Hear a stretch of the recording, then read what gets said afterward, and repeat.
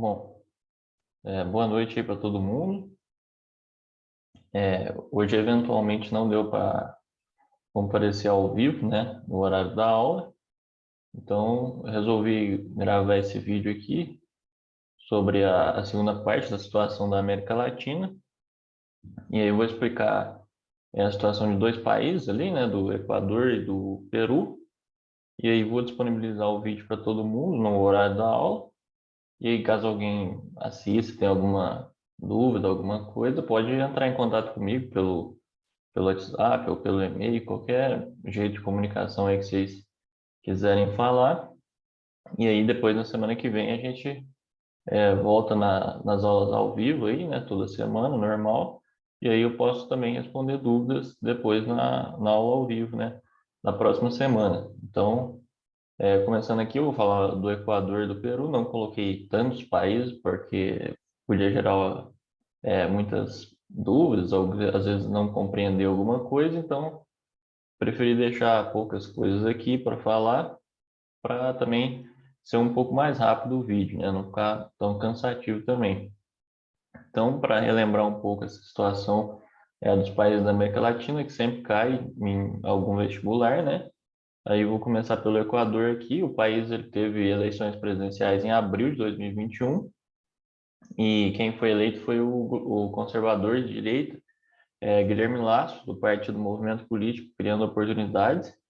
E a disputa foi acirrada com o candidato da esquerda, que chamava Andrés Arauz, e o principal motivo da vitória dele foi a insatisfação da população com o ex-presidente, né, que era o Rafael Correa, que governou o país 10 anos ali, de 2007 a 2017, que apoiou esse Arauz, que era o oponente dele, que foi derrotado. Muitos desses eleitores não votaram em Lasso no primeiro turno, no dia 7 de fevereiro de 2021, e no segundo turno acabaram mudando de ideia. O Guilherme Lasso ele é um ex-banqueiro, ele tem a área econômica um dos principais desafios, porque o Equador tem uma situação muito delicada ali, muito déficit fiscal, falta de liquidez, né? Não tem tanto moeda no país, tem uma enorme dívida externa que chega a 60% do PIB, né? Que é o Produto Interno Bruto, que é tudo que o país rende ali durante o ano. E isso levou, inclusive, o antecessor dele, o que chamava Lenin Moreno, a buscar um empréstimo no FMI, do mesmo modo que a Argentina fez, que eu expliquei na semana passada, né? Que é o Fundo Monetário Internacional, e esse empréstimo injetou quase 8 bilhões ali no país. A pandemia agravou ainda mais a situação econômica do Equador, né? Teve uma queda de quase 8% do PIB em 2020, né, por conta do fechamento do comércio, e do desemprego, coisas desse tipo, a economia caiu muito. Só que o Lasso ele terá uma pouca margem ali para manobra, porque o partido dele é minoria na Assembleia Nacional, né, que é o congresso deles lá, e o oponente dele que acabou sendo derrotado, mas no Congresso ele tem a maior bancada, né? Então vai conseguir praticamente barrar todos os projetos do atual presidente ali, dificultando o governo dele. Então, para começar aqui no Equador foi alguma coisa mais tranquila, né? Não tinha tantos acontecimentos assim, e o Peru é um país um pouco mais complexo, que tem envolvimento até com a Lava Jato aqui do Brasil, e aí eu vou escolher ele como segundo país para essa aula. E aí, desde 2016, quando a empreiteira brasileira Odebrecht, né, que ficou bem famosa nos jornais aí, ela começou a cooperar com a Lava Jato, né, e revelou alguns esquemas de pagamento de propina, inclusive para a política peruana. E aí a operação revelou que entre 2005 e 2014, cerca de 29 milhões de dólares foram pagos ali para funcionários do governo peruano, né, para ter algumas vantagens. E aí, dentre esses funcionários, foram citados os nomes dos 4 últimos presidentes eleitos pelo voto, né, no Peru, além da líder do principal partido do país. Os presidentes foram Alejandro Toledo, que governou de 2001 a 2006. Ele foi preso em julho de 2019 nos Estados Unidos, e contra ele tem algumas acusações de ter recebido 21 milhões de dólares das empreiteiras Odebrecht e Camargo Correia, né, em troca de concessões de rodovia ali interoceânica no sul. Então, o presidente dava concessão para essas empreiteiras fazer as obras, e essas empreiteiras desviavam parte do que o governo pagava e devolvia para o presidente. Foi mais ou menos o que aconteceu aqui no Brasil, na época da Lava Jato, né? Inclusive, o ex-presidente Lula foi preso também. É mais ou menos o mesmo esquema ali. O outro presidente foi o Alan Garcia, que governou entre 2006 e 2011, e quando ele tinha acusação de ter recebido 7 milhões de dólares da Odebrecht para fornecer o contrato das obras no metrô de Lima, né? E aí os policiais chegaram na casa dele para realizar a prisão preventiva em abril de 2019 e o Garcia tentou suicídio, né? Mas não conseguiu ali na hora, só que acabou morrendo depois no hospital para tentar às vezes evitar uma prisão, alguma coisa do tipo, e ele acabou falecendo. O outro presidente foi o Ollanta Humala, que governou o país de 2011 a 2016. Ele e a sua esposa é investigado por ter recebido uma doação de 3 milhões de dólares da Odebrecht na campanha de 2011. E ele e a esposa também chegaram a ficar presos preventivamente por cerca de 9 meses ali e respondem atualmente a essas acusações de corrupção em liberdade, né? Saíram da cadeia. E o último presidente que foi envolvido chama Pedro Pablo Kuczynski, eu não sei falar o sobrenome dele, que é bem complicado, mas ele tem o apelido de PPK. E ele venceu o Keiko Fujimori nas eleições de 2016, né, a mais recente aí, e a filha do ex-presidente Alberto Fujimori, por uma margem pequena de votos, né, foi uma vitória apertada ali, e contra ele também pesa algumas acusações de ter recebido cerca de 5 milhões de dólares da Odebrecht por suposto serviço ali de consultoria entre 2004 e 2013, e mais 300 mil dólares na campanha da eleição de 2011. Ele acabou renunciando à presidência em março de 2018, né?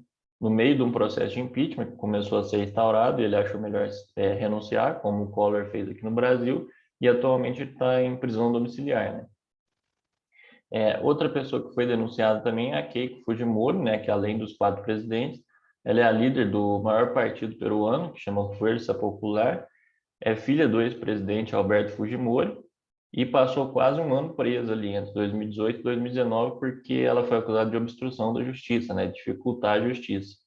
E ela também é acusada de ter recebido cerca de 1 milhão e 200 de dólares ali em fundos ilícitos, né, da Odebrecht, na época da campanha presidencial dela de 2011. Então, dá para ver que a política peruana está praticamente dominada ali por escândalo de corrupção, né? Muita instabilidade, envolvimento com empreiteiras. E aí, com a renúncia do PPK lá, que é o Pedro, assumiu o governo o vice-presidente, o Martin Vizcarra, né? Que implementou algumas medidas de combate à corrupção e uma reforma política. Só que ele teve muita dificuldade com o legislativo, né? Com o Congresso, porque a oposição, que era a maioria no parlamento, não queria ser atingida por essas medidas contra a corrupção, né? Não queria deixar passar essas medidas.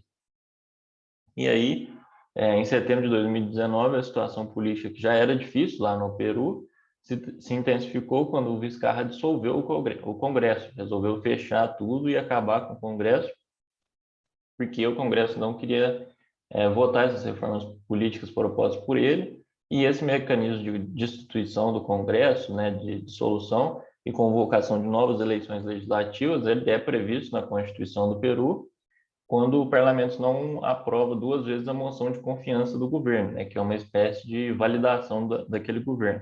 E isso aconteceu, o Congresso não aprovou 2 vezes, e aí o presidente resolveu dissolver. E aí, meio que como um contra-ataque, o Congresso que ia ser dissolvido, né, tentou destituir ele do cargo, nomeando para o seu lugar a vice-presidente, que se chama Mercedes Arauz.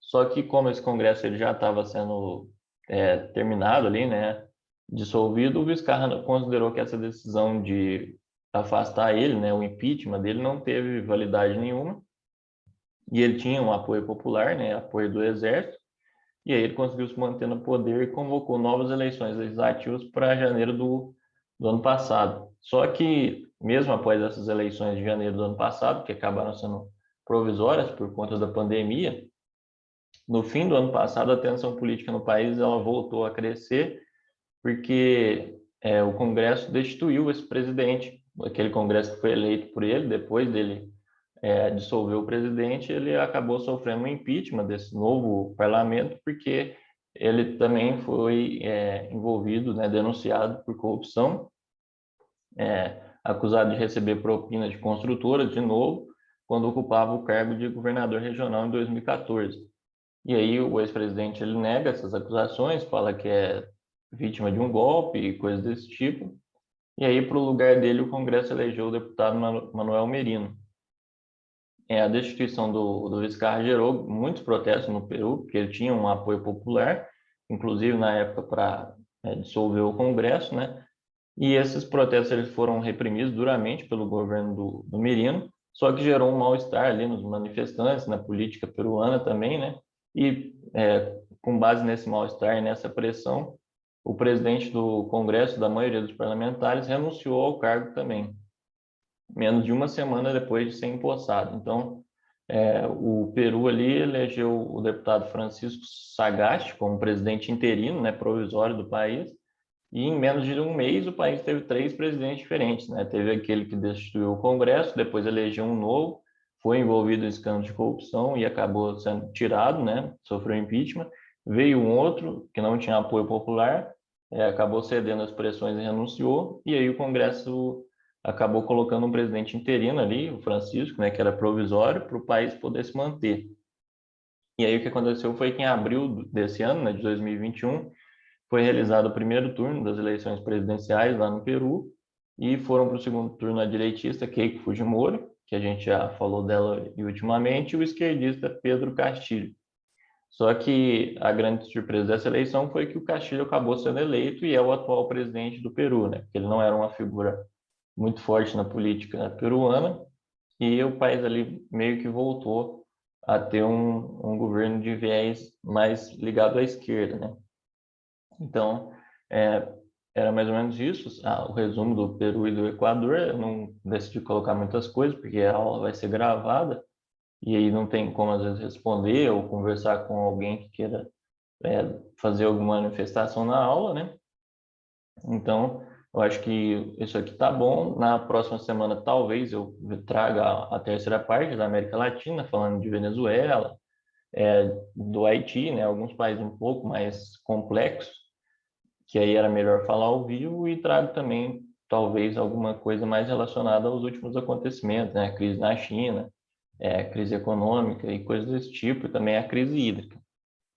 E aí, só para reforçar aqui, caso alguém tenha alguma dúvida, né, assistindo a aula aí, e quiser entrar em contato comigo, pode me mandar mensagem pelo WhatsApp, que é tranquilo.